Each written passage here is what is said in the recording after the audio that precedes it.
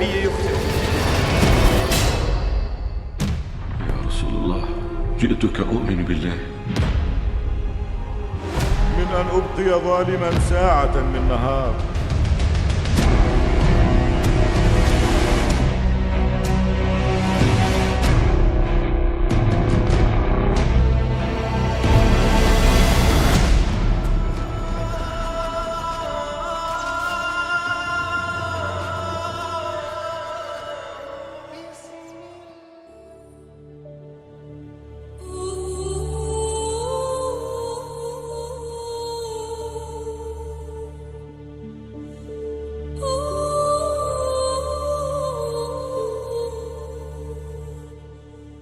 Kaum muslimin dan muslimat yang semoga kita semua senantiasa dirahmati oleh Allah.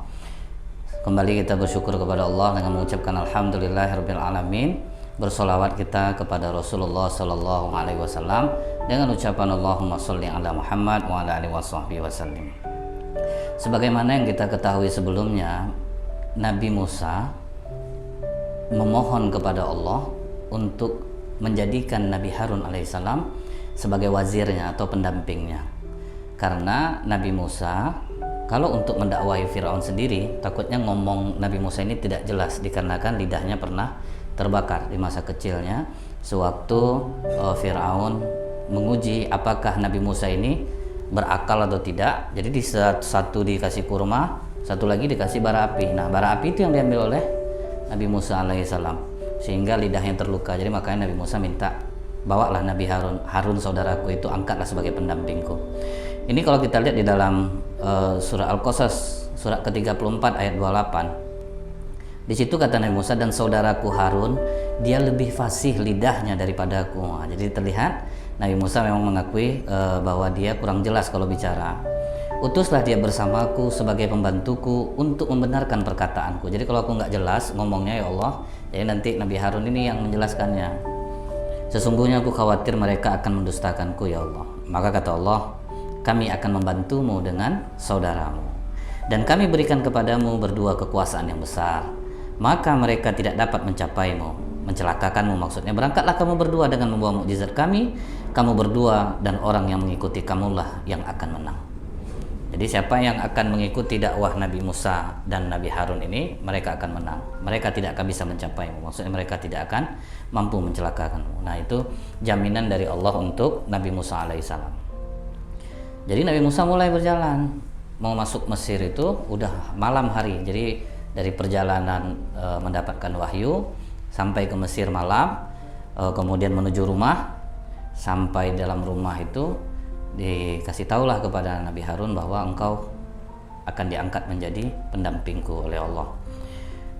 Nah, Nabi Harun pun sudah mengetahui tentang hal ini dari malaikat Jibril tentunya. Maka Nabi Harun dan Nabi Musa berangkat. Sampai di rumah Firaun dihadang oleh penjaganya. Kemudian kata penjaganya, mau apa kau ke sini? Katakan kepada tuanmu bahwa ada dua utusan Tuhan semesta alam ingin menemuinya. Wah, terperanjat langsung petugas ini. Dia masuk ke dalam, kemudian dia katakan kepada Raja Fir'aunnya, wah Raja, ada dua orang gila di luar yang mau ketemu denganmu. Ketawa Fir'aun. Siapa mereka? Musa sama Harun. Mereka ngaku mereka adalah Tuhan utusan semesta alam. Maka kata Fir'aun, suruh dia masuk, suruh dia masuk. Nah, maksudnya apa? Untuk bisa mengolok-olok apa yang disampaikan oleh Nabi Musa alaihissalam. Jadi kalau kita lihat Nabi Musa ketika menyampaikan dakwahnya kepada Fir'aun, itu memang Allah perintahkan dengan lemah lembut. Jadi pergilah kau kepada Fir'aun, berlemah lembutlah kepadanya. Jadi dalam dakwah itu diutamakan lemah lembut. Orang seperti Fir'aun ini masalahnya dia zolim nih. Kalau nggak lembut lembut nanti belum sampai udah langsung dibunuhnya. Jadi udah lemah lembut aja dulu Musa. Mana tahu dengan lemah lembut itu tertarik hati Fir'aun. Nah, disampaikan oleh Nabi Musa. Apa kata Fir'aun? Qala alam nurabbika fina walidan walabitha fina min umurika sinin. Bukankah kami ini telah mengasuhmu dalam lingkungan keluarga kami? Kau ini kan kita sering seperti itu. Misal kita tahu masa lalu orang itu, gimana dia waktu kecilnya, gimana apanya. Jadi begitu dia nyampaikan kebenaran, dibully dia. Alah, siapalah kau nih? Kecil kau dulu, aku yang ngasuh kau. Nah begitulah kira-kira bahasa Fir'aun ini. Siapalah kau nih? Jadi ini salah satu sifat Fir'aun ini yang kadang masih dipakai sama orang sekarang. Misalnya kawannya ini dulu waktu SMA agak kuper, kemudian kurang pandai bergaya, kurang pandai bicara. Nggak taunya sekarang udah jadi orang yang pintar, tidak lagi seperti dia yang dulu. Nah kebanyakan pas ngumpul itu dibully tuh. Pas orang tuh ngomong, ala nggak usah kau ngomong, ya aku tahu siapa kau dulu. Nah ini yang nggak boleh. Itu sifat Fir'aun, diungkitnya. Kau siapa betul dulu sampai berani kau ngomong gini sama aku? Kau waktu masih kanak-kanak Musa, kau tinggal bersama kami. Ingat kau kecil, kau tinggal kau sama kami. Berani pula kau sekarang datang menjelaskan seperti ini kepadaku. Nah itu dalam surah Asy-Syura ayat 18. Nah jadi kita jangan suka kayak gitu. Kalau kita ketemu kawan lama kita yang udah berhasil, kita jangan patahin dia. Jangan lihat dia yang dulu, dia yang sekarang ini gimana. Kadang saya sering itu mendengar juga. Waktu SMA, dia ini orang yang biasa aja. Nggak taunya sekarang jadi perwira. Nah ketika reuni, kadang kawan-kawan masih suka menganggap dia seperti dia yang dulu. Nah, jadi saya bilang letakkan sesuatu itu pada tempatnya. Dia sekarang siapa? Tolong hargai dia, tolong hormati dia. Nah ini bagi siapapun yang melihat, jangan pernah lihat masa lalu orang. Dia yang sekarang. Kalau nggak jadi Fir'aun gitu, karena Fir'aun yang mengungkit seperti ini. Kok anak-anak berani pula kau sekarang nasihatin aku. Nah tuh, jangan sampai seperti Fir'aun lah. Kemudian apalagi diungkit oleh Fir'aun, wa fa'alta fa'latakallati fa'alta wa anta minal kafirin. Engkau ini Musa, kau ngomong sekarang ngomong kebenaran sama aku. Kau Tuhan, utusan Tuhan. Kau ingat tak dulu kau pernah melakukan kesalahan? Kau bunuh orang. Dan kau ini menurutku orang yang tak tahu terima kasih Musa. Nah ini orang suka mengungkitnya. Jadi dia mengatakan kau aja pernah buat salah dulu. Nah, sekarang pandai pula kau mau nasihati aku. Nah ini kadang kendala dalam dakwah itu, orang suka mengungkit kesalahan kita pada masa lalu, siapa kita di masa lalu, itu yang tidak boleh. Nah sampai kata Fir'aun, kau udah kami yang nanggungin, kau pula tidak tahu terima kasih kau nih. Kau asli orang tidak tahu berterima kasih. Maka kata Nabi Musa, qala fa'altuha idza wa ana minadh-dhallin. Musa berkata, memang aku telah melakukannya dan aku waktu itu termasuk orang-orang yang khilaf. Nah ini Nabi Musa mengakui kok salah dia. Aku khilaf waktu itu. Nah dan itu memang benar-benar khilaf. Tidak direncanakan, tidak disengaja. Gara-gara membela orang suku dia pukulin orang Mesir sampai mati. Diakui oleh Nabi Musa, ya aku memang khilaf aku waktu itu. Nah ingat, kalau kita ini kadang khilaf berulang-ulang. Udah dibuat lagi khilaf, besok ya khilaf lagi, besok khilaf lagi. Nah itu yang nggak diterima khilafnya, berarti itu memang demen, memang hobi dia seperti itu. Buat kesalahan nanti minta maaf lagi, buat kesalahan minta maaf lagi. Kemudian kata Nabi Musa, fafarartu minkum lamma khiftukum fawahabali rabbi hukmau wa ja'alani minal mursalin. Lalu aku waktu itu salah, aku lari darimu karena aku takut padamu, karena memang aku salah. Artinya kalau orang salah itu pasti takut. Aku salah waktu itu membunuh orang, aku lari. Nah, aku dianugerahi selama pelarian aku itu, pas aku mau pulang, aku dianugerahi Tuhanku ilmu kepadaku dan menjadikan aku salah seorang dari rasul-rasulnya. Itu dalam surah Asy-Syura ayat 21. Dan mengenai engkau mengasuhku waktu kecil itu, watilka ni'matun tamunnuha alayya an abadta bani Israil. Abadtan bani Israil. Dan itulah kebaikan yang telah kau berikan kepadaku sementara kau memperbudak Bani Israel. Itulah maksudnya itu hukuman bagi kau Fir'aun. Kau menzolimi orang Bani Israel, kau bunuh anak laki-lakinya sementara aku lolos. Nah kau peliharalah aku di rumah kau lagi. Itulah sebagai hukuman untukmu dari Allah. Kemudian Fir'aun terdiam karena Nabi Musa jawabannya lantang, betul-betul ya salah, ya aku akui salah. Nah makanya kita ini kalau memang ada kesalahan ya udah ngaku aja, ya aku salah, jangan sampai cari pembenaran. Udah aku salah, selesai sebetulnya. Daripada kita enggak, maksud saya itu waktu itu begini percuma. Kalau memang kita tahu kita salah ya udah ngaku aja salah.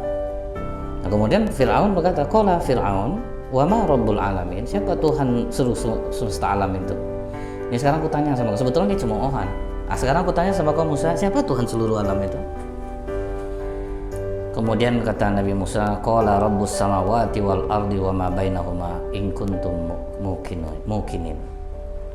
Musa menjawab, Tuhan pencipta langit dan bumi dan apa yang ada di antara keduanya, itulah Tuhanmu jika kamu mempercayainya. Ini kalau kamu percaya nih, ini langit dan bumi ini dia yang menciptakan. Tapi ini harus orang yang percaya. Nah, Fir'aun ini dia malah mengintimidasi Nabi Musa. Kalau kau teruskan juga Musa, aku penjara kau, kalau tidak aku siksa. Aku ini kan datang kepadamu dengan sesuatu yang nyata. Ini ada Harun untuk menguatkan apa yang aku katakan. Tidak jelas kau ngomong aku, ini ada Harun. Disambung pula oleh Nabi Harun. Nah setelah itu, kemudian kata Nabi Musa, kalau nggak inilah, aku perlihatkan kepadamu bahwa aku itu memang Rasulullah. Maka kata Firaun, apa yang ada padamu? Cobalah aku mau lihat. Maka Nabi Musa pun memperlihatkan mukjizat yang diberikan Allah kepadanya. Pertama dilempar ya tongkat, langsung berubah menjadi ular yang sangat gesit. Itu dalam riwayat Firaun sampai mencret yang berulang-ulang, saking takutnya dia melihat ular, tongkat berubah menjadi ular. Kemudian dicoba lagi oleh Nabi Musa, memasukkan tangan ke dalam leher bajunya, diselipkan ke ketiaknya, kemudian dia keluarkan, bercahayalah tangan itu. Justru apa kata Fir'aun melihat itu? Padahal dia memang udah ketakutan nih, tapi ditutupin ya ketakutannya itu. Apa kata Fir'aun? Wah, kalau yang begini nih sihir, aku bisa mengumpulkan orang untuk mengalahkan ini. Nggak usah kau main sihir sama aku lagi Musa. Aku kumpulkan untuk melawanmu ini mudah bagiku, banyak bisa aku kumpulkan. Nah maka Fir'aun pun menyuruh Haman untuk diadakan audisi. Jadi audisi sihir ini dari zaman Fir'aun, sulap audisinya itu zaman Fir'aun. Diaudisi lah, cukup banyak lah penyihir yang ikut. Nah udah lolos beberapa orang. Maka kata Nabi Musa, oke, kita sepakati kapan tanggalnya, kapan harinya. Terserah kau lah Musa, kata Fir'aun. Bagaimana kalau pas hari raya? Karena itu kan waktunya orang kumpul banyak. Coba kita di sana nanti. Oke, disepakati hari, dikumpulkan masyarakat banyak, berhadapanlah Nabi Musa dengan penyihir yang lulus audisi ini. Maka kata ahli-ahli sihir Fir'aun ini dalam surat Al-A'raf 115, hai Musa, kamukah yang melemparkan dulu atau kami nih? Nah kata Nabi Musa, kalianlah dulu, karena kan yang nantang itu kan kalian. Kalian kan dari pihak Fir'aun, lemparkanlah dulu tongkat kalian. Maka dilemparkan oleh penyihir Fir'aun ini tongkat-tongkatnya, berubah menjadi ular yang sangat gesit dan banyak. Ditipu mata orang melihat, seolah-olah itu benar-benar ular yang terlihat. Dan sebetulnya Nabi Musa sangat ketakutan. Ketakutan Nabi Musa itu kita lihat dalam surat Toha ayat 67. Maka Musa merasa takut dalam hatinya. Kemudian Allah berkata, janganlah kamu takut. Sesungguhnya kamulah yang paling unggul. Lemparkanlah apa yang ada di tangan kananmu. Niscaya dia akan menelan apa yang mereka perbuat. Sesungguhnya apa yang mereka perbuat itu adalah tipu daya tukang sihir belaka. Dan tidak akan menang tukang sihir itu dari mana saja dia datang. Wah, baru pede Nabi Musa. Lempar tongkat berubah menjadi ular besar dan menelan semua ular sihir itu. Semua ular sihir dimakan oleh ular yang berubah dari tongkat Nabi Musa itu. Maka dalam surah Al-A'raf 115 lagi sambungannya, maka mereka kalah di tempat itu dan jadilah mereka orang-orang yang hina. Dan ahli-ahli sihir itu langsung tiarap, dalam ayat ini langsung tiarap, meniarapkan diri dengan bersujud. Jadi semua tukang sihir itu serta-merta bertobat kepada Allah. Mereka yakin bahwa ini bukan sulap. Kalau yang dari kami ini ya sulap, tapi kalau yang Musa tadi itu nggak sulap, tidak hipnotis.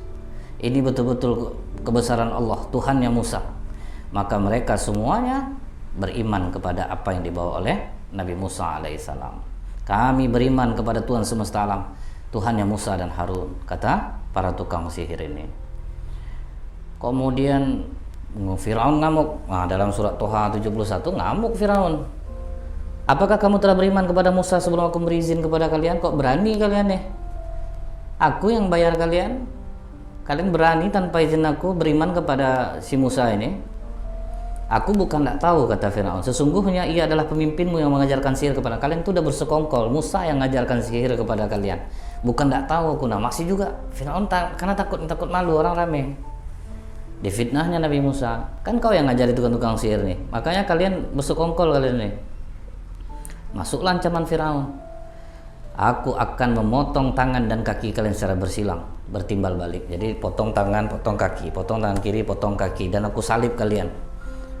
Supaya kalian tahu siapa di antara kita azab yang lebih pedih.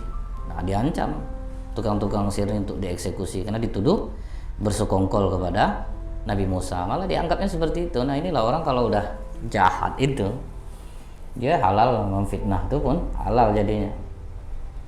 Tapi justru apa jawaban dari tukang-tukang sihir Fir'aun dalam surat Toha ayat 71-72? Kami sekali-kali tidak mengutamakan kamu, Fir'aun. Ini bukti-bukti udah jelas, ini mukjizat. Kau nggak bisa bayar kami dengan uangmu. Ini bukti. Kalau memang kami bersekongkol, rugilah kan kau yang bayar kami. Kami tidak bersekongkol, kami sudah melihat bukti. Kami sudah melihat yang telah datang kepada kami saat ini. Inilah yang sebetulnya dari Allah. Yang kami tadi itulah sihir. Sekarang terserah kamu Fir'aun, apa maumu, putuskanlah. Kau hanya bisa memutuskan nyiksa kami paling di dunia ini aja. Kami berharap Allah mengampuni kesalahan kami. Dan sihir yang telah kamu paksakan kepada kami melakukannya ini, kami minta ampun kepada Allah, dan kami yakin Allah lebih baik pahalanya. Dan ingat kau Fir'aun, Allah itu lebih kekal azabnya. Jadi betul-betul direalisasikan Fir'aun ancamannya. Semua penyihir ini disalib, udah dipaku tangannya, baru dipotong tangan kanan, kaki kiri, tangan kiri, kaki kanan. Jadi betul-betul disiksa oleh Fir'aun. Dan memang kalau orang sudah menghujam ketauhidan di dalam dirinya, dia nggak bisa lagi diukur dengan uang, dengan jabatan, dengan kemewahan dunia. Dan mudah-mudahan Allah menjadikan kita dan seluruh yang menyaksikan video ini menjadi orang-orang yang Islam yang bertauhid kepada Allah, yang tidak menjual akhirat kita dengan kemewahan dunia kita, insya Allah. Jadi apa kata Ibnu Abbas? Siang hari tukang sihir Fir'aun itu menjadi penyihir, sore harinya mereka menjadi syuhada karena ketauhidan mereka. Nah, kalau kita ingat lagi waktu penyihir Fir'aun ini disiksa oleh Fir'aun itu, suami Masitoh namanya Hanzakil, dia tidak bisa lagi menyembunyikan imannya. Langsung dia marahi Fir'aun waktu itu. Berapa nyawa lagi yang harus kau bunuh karena orang menyebut kalimat la ilaha illallah? Situ curiga Fir'aun, oh berarti kau Hanzakil sudah memihak juga ya sama Musa. Nah, disitulah Hanzakil diperlakukan sama dengan penyihir ini. Padahal Hanzakil itu adalah pembantu kepercayaan Fir'aun, suami dari Masitoh. Disitulah Masitoh melihat bagaimana suaminya disalib dan dipanah dari mulai kaki bawah. Jadi sengaja disiksa, panah itu satu-satu maksudnya, bukan langsung dibunuh. Nah, Masitoh waktu itu menyaksikan dengan anaknya yang masih kecil-kecil. Nah, memang luar biasa kejahatan Fir'aun ini. Nah, jadi Fir'aun ini diundangnya lah semula ulu balang, dia menteri-menterinya rapat nih, gimana nih Musa nih. Dia udah mulai pula balik nampaknya nih, mau menguasai Mesir pula si Musa ini nampaknya. Kemudian kata ulu balangnya, udahlah balik aja lah kita kayak dulu lagi raja. Kita bunuh aja bayi-bayi Bani Israel nih balik. Yang laki-laki kita bunuh aja mereka. Nah, kembali lagi. Jadi dulu bunuh laki-laki udah berhenti. Begitu Nabi Musa mendakwahi mereka, balik lagi. Mereka akan membunuh bayi laki-laki Bani Israel.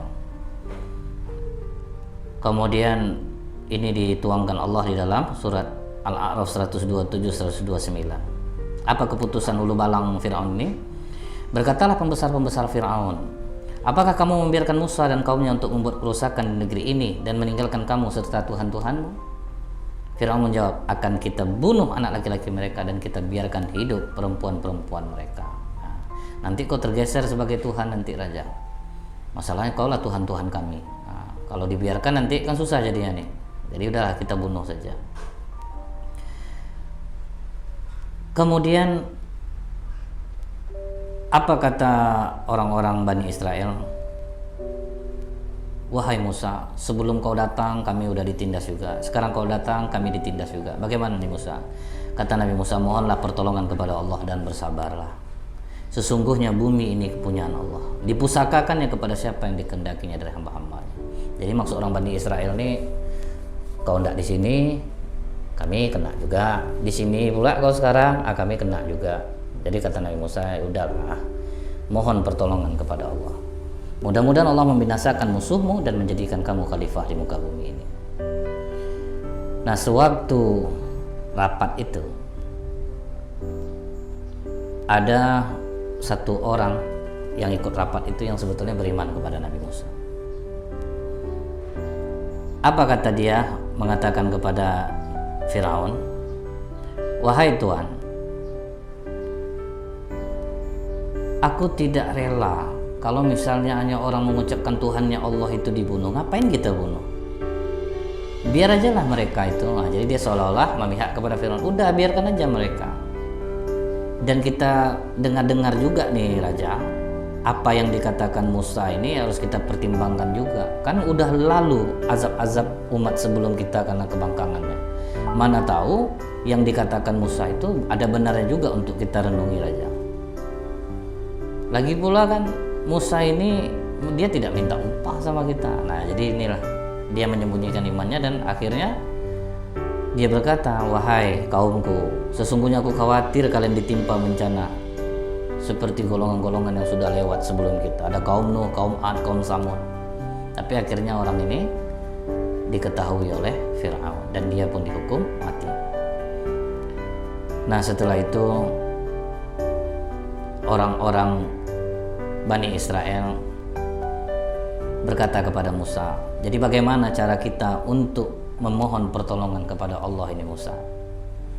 Maka kata Nabi Musa, kita buat rumah untuk tempat beribadah kita kepada Allah. Nah, jadi ada rumah tapi sembunyi-sembunyi ini dibuat tanda, kemudian dibangunlah, disitulah tempat mereka beribadah untuk memohon pertolongan kepada Allah. Nah, mulai nih orang-orang Fir'aun mulai mau mengejar lagi Nabi Musa nih. Nah, disitulah Allah memperlihatkan kuasanya, tapi tidak langsung dibinasakan kaum Fir'aun ini. Apa yang dilakukan Allah? Pertama, kekeringan, paceklik, supaya orang ini pengalian isu dari Allah nih, supaya orang ini masih bisa menyusun kekuatan Musa dan kaumnya. Diturunkan Allah lah untuk masyarakat Mesir kekeringan dan paceklik, hujan tidak turun, kemudian air betul-betul menipis. Nah, di saat itu apa kata orang Mesir kepada Musa? Nggak jadi bunuh nih. Wahai Musa, mohonkanlah kepada Tuhan untuk menurunkan hujan. Kalau betul-betul hujan turun nih Musa, kami akan beriman kepada apa yang kau bawa. Nah, semangat Nabi Musa mendengar orang-orang Fir'aun mau beriman kepada Allah. Berdoalah Nabi Musa, ya Allah, turunkanlah hujan. Diturunkan Allah hujan dengan tepat. Kembali mereka mengingkari janji mereka kepada Nabi Musa alaihissalam. Jadi cukup sulit dakwah Nabi Musa di kalangan orang Mesir Kipti juga kepada Bani Israel. Kemudian siksa kedua, kekurangan makanan, buah-buahan, pohon-pohon tidak ada yang berbuah atau berbuah pun sangat sedikit sekali. Kembali mereka datang lagi, wahai Musa, mohonkanlah kepada Tuhanmu untuk supaya subur lagi nih tanaman kita ini. Pokok kalau subur Musa, kami akan beriman kepada apa yang kau bawa. Nah, berdoa lagi Nabi Musa, ya Allah, tumbuhkanlah buah-buahan di negeri ini ya Allah. Ditumbuhkan lagi oleh Allah. Kembali mereka mengingkari perjanjian untuk beriman dengan apa yang Nabi Musa bawa. Kembali kehidupan seperti biasa. Lagi-lagi Allah kirim hama wereng atau belalang, al-jarad. Belalangnya itu betul-betul memenuhi seluruh pohon-pohon sampai nggak bisa tumbuh pohon-pohon itu dibuatnya. Bahkan dalam riwayat belalang-belalang ini sampai nyerang masuk ke rumah. Nah, mereka datang lagi, Musa, tolonglah mohon kepada Tuhanmu Musa untuk dihilangkan hama ini. Kalau hama ini hilang kami akan beriman. Nah, takutnya sekarang ini orang banyak nih pergi ke orang-orang soleh, yuk kita berdoa kepada Allah semoga virus corona ini berakhir. Nah, takutnya nanti habis virus ini mereka akan balik lagi, tidak beriman kepada Allah, malah mungkin jadi penentang Allah. Jadi masyarakat masa lalu itu sampai sekarang itu tetap masih ada. Dikasih cobaan minta tolong ke Allah, udah hilang buat balik. Nanti dapat lagi cobaan minta lagi ampun kepada Allah, hilang balik buat balik. Nah, kemudian yang berikutnya apa? Setelah mereka dilepaskan dengan doa Nabi Musa, mereka kembali kafir. Kemudian dikirim Allah lagi sejenis ulat merusak biji-biji tanaman. Kemudian nyamuk dikirim oleh Allah sebanyak-banyaknya sampai mereka nggak bisa tidur. Kemudian mereka mengatakan, wahai Musa, mohonkanlah kepada Tuhanmu, hilangkanlah nyamuk-nyamuk ini Musa, ulat-ulat ini, pokoknya kami janji kami beriman. Nabi Musa sabar betul menghadapi kaum. Jadi Nabi Musa itu tegas tapi dia sabar, minta tolong lagi kepada Allah, dihilangkan oleh Allah, tapi tetap juga mereka kembali ingkar. Padahal mereka udah tahu, udah berapa kali kejadian Nabi Musa berdoa dikabulkan oleh Allah, tapi mereka tetap tidak mau berubah. Kemudian dikirim Allah lagi kata yang sangat banyak. Kata-kata ini masuk sampai ke bejana-bejana mereka, ke atas tempat tidur, ke dalam pakaian, dan berkembang biak untuk singkat langsung banyak. Nah, kembali mereka mengatakan, Musa, tolong doakan kepada Tuhanmu Musa supaya menghilangkan kata ini. Kata hilang, kembali mereka kafir. Jadi makanya menasehati anak, berdakwah nggak bisa sekali, 2 kali, 3 kali. Kebanyakan sabar orang Indonesia ini kan 3 kali. Jadi waktu itu ini cerita nih di bus 2 lantai. Jadi yang atas meludah kena yang bawah. 1 kali ya, aku coba 3 kali aku naik ke atas. Meludah lagi yang dari atas 2 kali ya. Meludah lagi yang di atas. 3 kali berhenti pir. Naik dia ke atas. Sampai di atas langsung dia ngomong, siapa yang meludahi saya tadi? Rupa besar badannya. Saya mau apa kau? Nggak ada, saya cuma nanya aja. Kan malu jadinya tuh. Gaya udah kayak pemberani betul. Karena kebanyakan cerita orang Indonesia pasti sabar yang 3 kali. Ternyata Nabi Musa ini mengajarkan kepada kita, sabar itu nggak bisa 1 kali, 2 kali, berulang-ulang ngasih taunya. Tetap Nabi Musa mendoakan mereka. Nah, kemudian darah. Semua air yang ada di Mesir itu berubah menjadi darah. Itu yang paling udah terang-terangan betul itu. Azab yang diturunkan Allah. Mereka ngomong lagi ke Nabi Musa, wahai Musa, lepaskanlah kami dari ini, mohonkanlah kepada Tuhanmu untuk mengakhiri ini. Didoakan lagi oleh Nabi Musa, bersih air balik, bersih pula iman mereka. Bersihnya maksudnya apa? Iman bersih, tinggal kekafiran balik.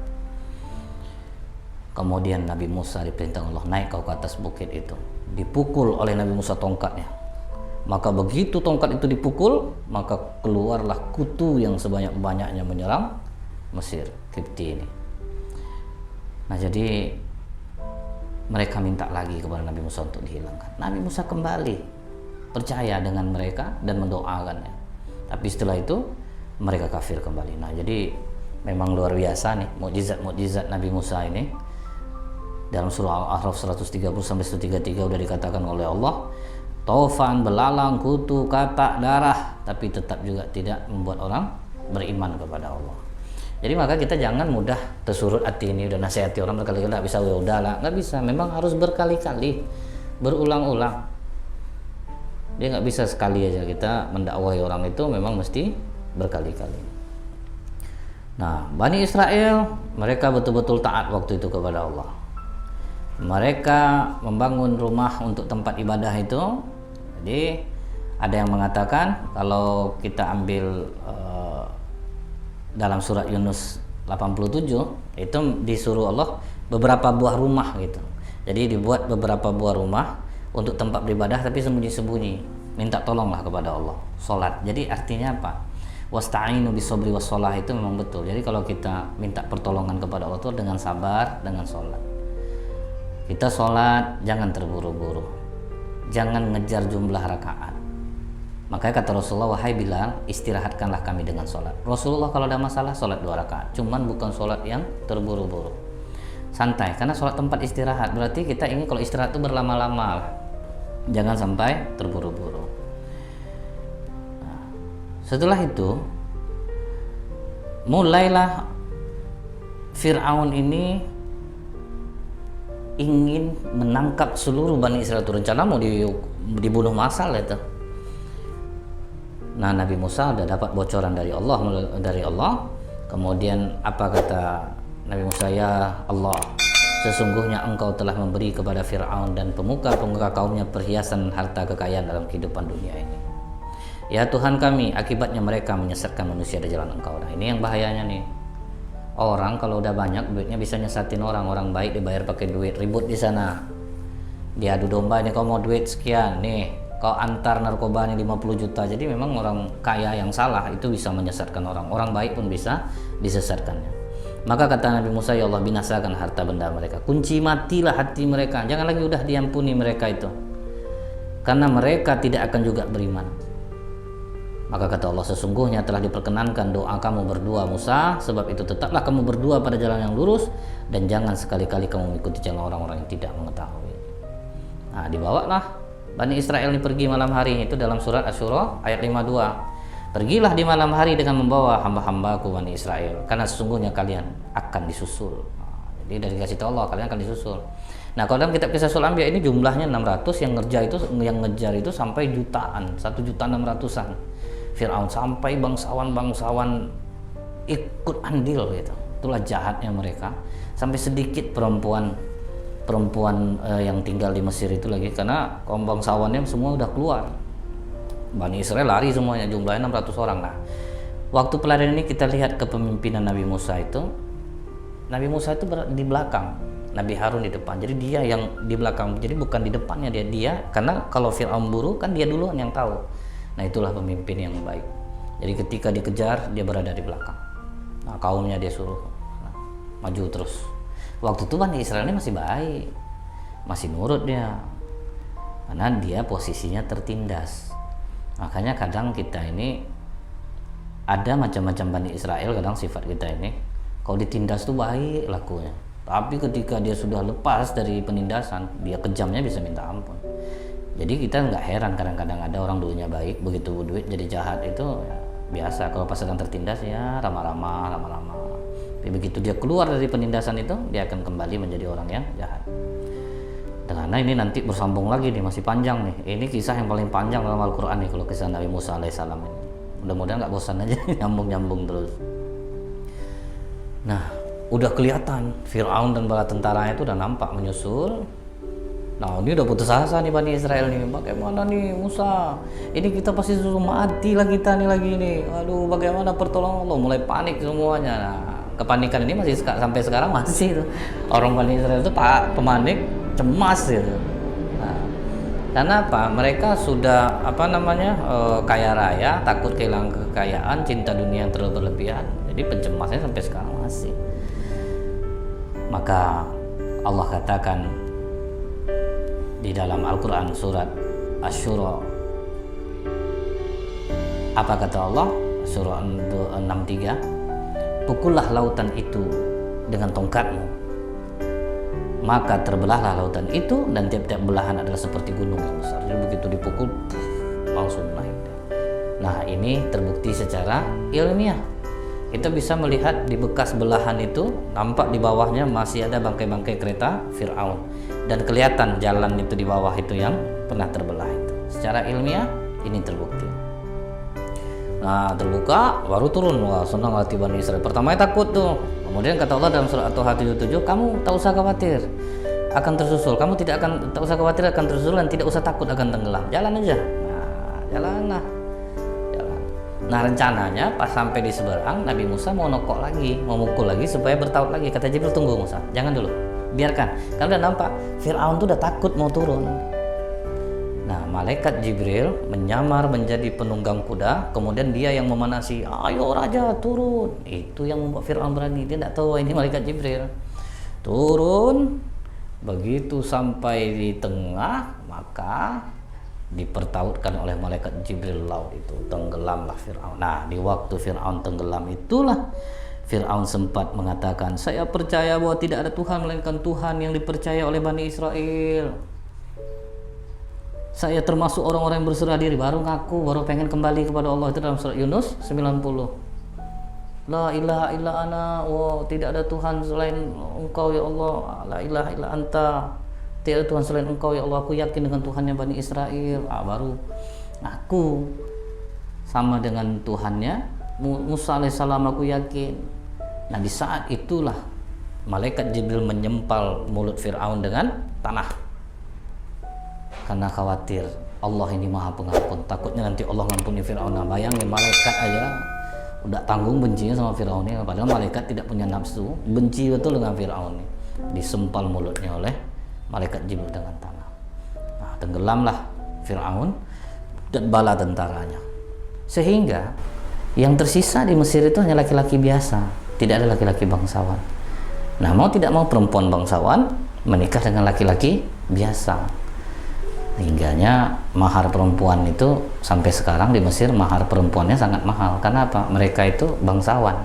Karena yang laki-lakinya semua yang bangsawannya ikut mati waktu mengejar Fir'aun. Nah, makanya maharnya menjadi sangat tinggi. Nah, mungkin sampai di sini dulu. Insya Allah akan kita sambung kembali. Subhanakallahumma bihamdika asyhadu an la ilaha illa anta astaghfiruka wa atubu ilaik. Assalamualaikum warahmatullahi wabarakatuh.